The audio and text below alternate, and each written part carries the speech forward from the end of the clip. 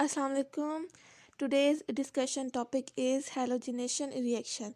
What is halogenation reaction?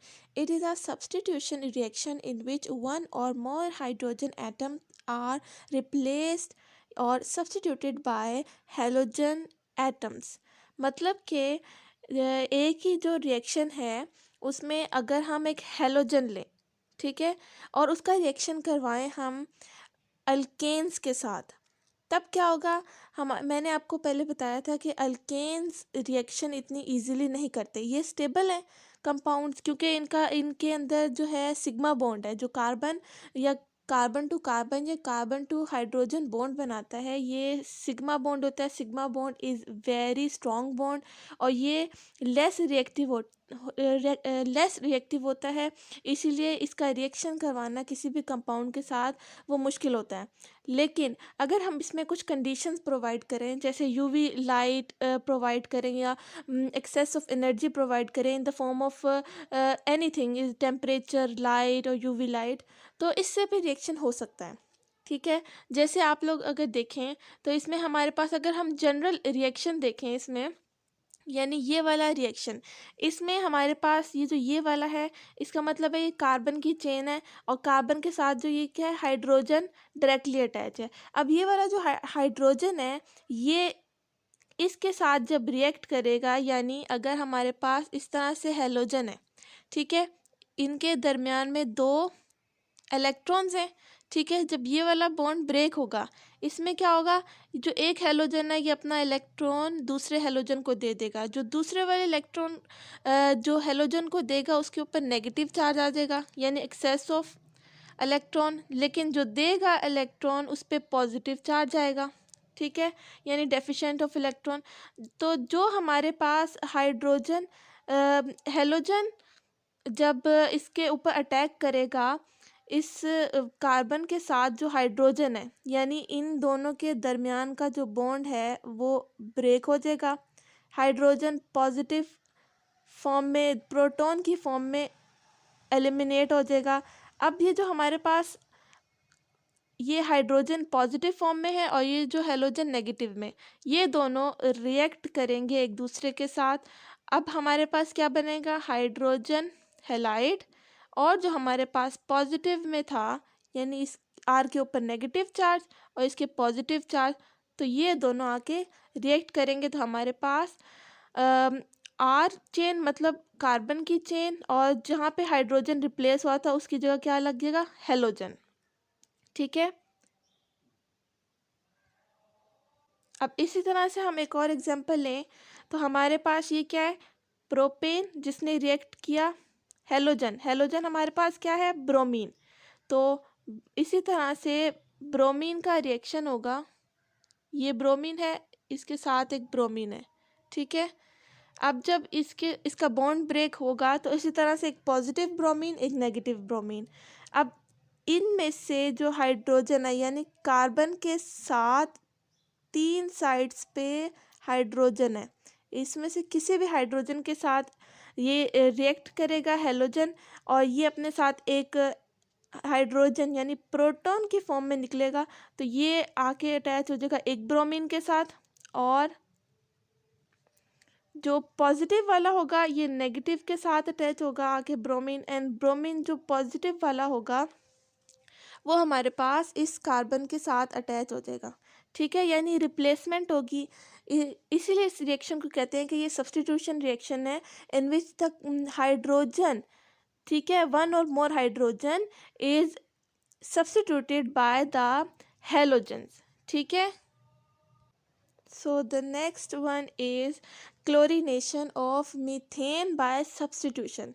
Substitution reaction होगा, ये एक जनरल रिएक्शन है जिसमें मीथेन रिएक्ट करेगा क्लोरीन के साथ, और इस रिएक्शन को हम कहेंगे क्लोरीनेशन ऑफ मीथेन, ठीक है। तब हमारे पास अब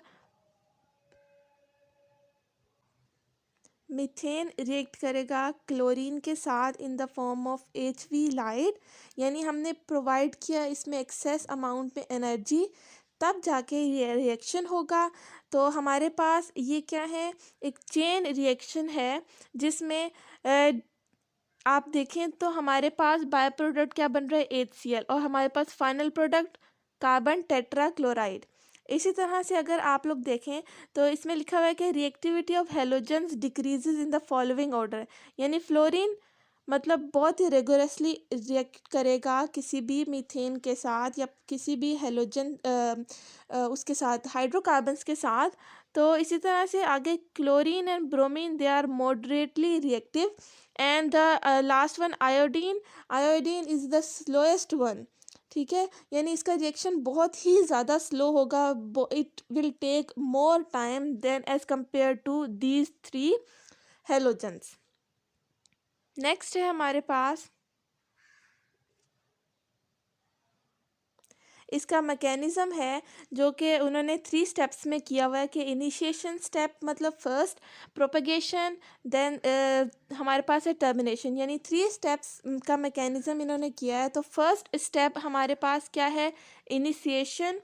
तो हमारे पास इस स्टेप में क्या होगा कि क्लोरीन का जो मॉलिक्यूल है वो ब्रेक होगा और वो क्या होमोलोगस यानी होमोलिटिक इसमें फिशन होगी। होमोलिटिक फिशन मैंने आपको पिछले टॉपिक में बताया था कि वो क्या होती है। अ, ऐसा रिएक्शन होता है, ऐसी फिशन ब्रेक डाउन होती है जिसमें जब बॉन्ड ब्रेक होता है तब इक्वल डिस्ट्रीब्यूशन होती है इलेक्ट्रॉन्स की बिटवीन टू एटम्स। ठीक है, यानी दोनों हमारे पास रेडिकल की फॉर्म में मिलेंगे हमें। ठीक है, अब ये था हमारे पास initiation step, first step. Next हम स्टेप की तरफ आते हैं। जो ये वाला रेडिकल है ये आगे रिएक्ट करेगा मीथेन के साथ। इसका जो है हाइड्रोजन, इसको क्या करेगा, रिप्लेस कर लेगा और इस हाइड्रोजन को अपने साथ इसका इस हाइड्रोजन का अपने साथ एक बॉन्ड बना लेगा। देन हमारे पास ये तो स्टेबल हो गया, HCl बन गया हमारे पास बाय प्रोडक्ट। लेकिन अब हमारे पास क्या हुआ, मिथाइल रेडिकल बन गया। ठीक है, अब अगले स्टेप में यही मिथाइल रेडिकल रिएक्ट करेगा क्लोरीन के मॉलिक्यूल के साथ। अब क्या बनेगा हमारे पास, एक क्लोरीन इसके साथ आके अटैच हो जाएगा और दूसरा क्लोरीन फ्री रेडिकल बन जाएगा। अब नेक्स्ट स्टेप प्रोपगेशन ख़त्म हो गए। नेक्स्ट हमारे पास आते टर्मिनेशन। टर्मिनेशन स्टेप में we will get the product, final product. ठीक है, अब हमारे पास क्या होगा कि जो ये रेडिकल है वो दूसरे रेडिकल के साथ, एक ये रेडिकल, ठीक है, नेक्स्ट इसमें से भी एक रेडिकल बचा था वो, अब ये दोनों क्या करेंगे, एक दूसरे के साथ रिएक्ट करेंगे और हमारे पास क्लोरीन का मॉलिक्यूल बन जाएगा। ठीक है, अब ये स्टेबल है। अब आप अगर गौर करें तो इसमें हमारे पास एक मिथाइल रेडिकल, ठीक है, अब इसमें क्या होगा, मिथाइल रेडिकल, ये कोई एक ही तरह के स्टेप नहीं होते, इसमें बहुत सारे मॉलिक्यूल्स एटम्स प्रेजेंट होते हैं जब ये रिएक्शंस होते हैं। ठीक है, अब अगर हम देखें तो हमारे पास क्या हुआ, जो क्लोरीन रेडिकल था यानी ये अनस्टेबल था, अब इसने स्टेबिलिटी गेन करने के लिए दूसरे क्लोरीन रेडिकल के साथ बॉन्ड बनाया और हमारे पास क्या आ गया, मॉलिक्यूल। इसी तरह से ये मिथाइल जो रेडिकल है ये भी स्टेबिलिटी गेन करने के लिए दूसरे मिथाइल रेडिकल के साथ रिएक्ट करेगा और हमारे पास एक फाइनल प्रोडक्ट बनेगी जो कि होगी स्टेबल। ठीक है, अब ये तो हमारे पास सेम सेम सेम मतलब एटम्स थे, तो उसने रिएक्ट जब किया तो स्टेबल बन गया। लेकिन कुछ ऐसे भी होंगे जिसमें हमारे पास मिथाइल भी होगा और क्लोराइन क्लोरीन भी होगा। ठीक है, तो अब जब ये दोनों रिएक्ट करेंगे तब हमारे पास क्या बनेगा, मिथाइल क्लोराइड। ठीक है, हमारे पास फाइनल प्रोडक्ट बनेगी मिथाइल क्लोराइड की। तो इसमें हमारे पास जो फाइनल प्रोडक्ट्स बनेंगे वो सारे स्टेबल होंगे। ठीक है, ये था mechanism for the monochlorination of methane. ठीक है, नेक्स्ट हमारे पास है रिडॉक्स रिएक्शन, यानी जिसमें ऑक्सीडेशन भी होती है रिएक्शन में और जिस रिएक्शन में reduction at a same time पे होती है। ठीक है, जब कोई रिएक्शन होता है तो उसमें एट अ टाइम पे ऑक्सीडेशन और रिडक्शन रिएक्शंस होते हैं। अब जो मेनली ऑक्सीडेशन और रिडक्शन रिएक्शंस क्या होते हैं, ठीक है, ऑक्सीडेशन मतलब गेन ऑफ ऑक्सीजन यानी ऑक्सीजन लेना, और दूसरे अगर हाइड्रोजन के हिसाब से देखें तो लॉस ऑफ हाइड्रोजन, और हाइड्रोजन लॉस होगा इसका मतलब लॉस ऑफ इलेक्ट्रॉन्स। ठीक है, ऑक्सीडेशन क्या होता है? सिंपल मैंने एक याद करने के लिए चार्ट बनाया है कि ऑक्सीडेशन और रिडक्शन में डिफरेंस कैसे हो सकता है कि ऑक्सीडेशन में क्या होगा? Gain of oxygen. ऑक्सीडेशन उसको कहते हैं जिसमें गेन ऑफ ऑक्सीजन हो, लेकिन रिडक्शन इसका क्या होगा? वाइस वर्सा होगा, यानी लॉस ऑफ ऑक्सीजन। नेक्स्ट हमारे पास अगर हाइड्रोजन को देखें तो ऑक्सीडेशन में क्या होगा? लॉस ऑफ हाइड्रोजन, लेकिन रिडक्शन में क्या होगा? Gain of hydrogen. इसी तरह से ऑक्सीडेशन में इलेक्ट्रॉन्स का अगर हम देखें, इलेक्ट्रॉन्स की बात करें तो हमारे पास ऑक्सीडेशन में लॉस ऑफ इलेक्ट्रॉन्स, लेकिन रिडक्शन में गेन ऑफ इलेक्ट्रॉन्स। तो इस तरह से याद करना इजी होगा। नेक्स्ट अगर हम लोग नीचे जनरल रिएक्शन देखें तो इसमें ए और बी जो कि रेडिकल हैं वो रिएक्ट करेंगे एक दूसरे के साथ। ए और बी अगर आप समझें तो एक एटम्स हैं या मॉलिक्यूल्स हैं।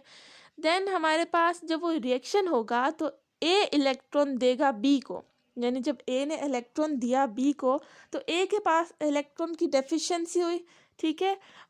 उसके बाद ए पे क्या आया? Charge positive.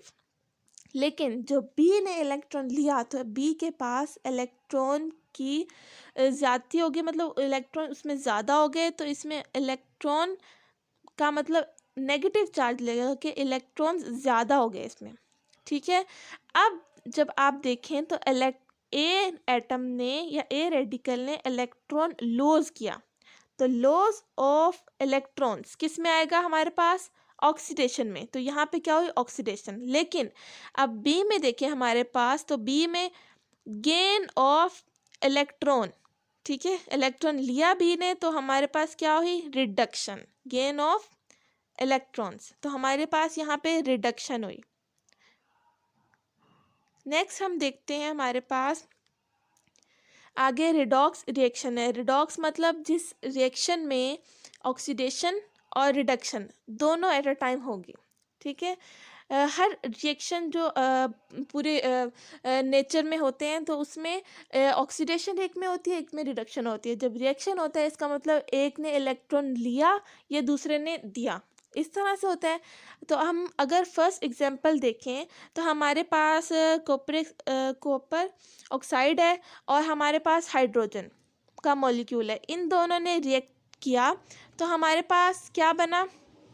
जब ये देखें, अगर आप लोग नोट करें, हमारे पास ये कॉपर ऑक्साइड है और हमारे पास हाइड्रोजन का मॉलिक्यूल है। अब क्या हुआ?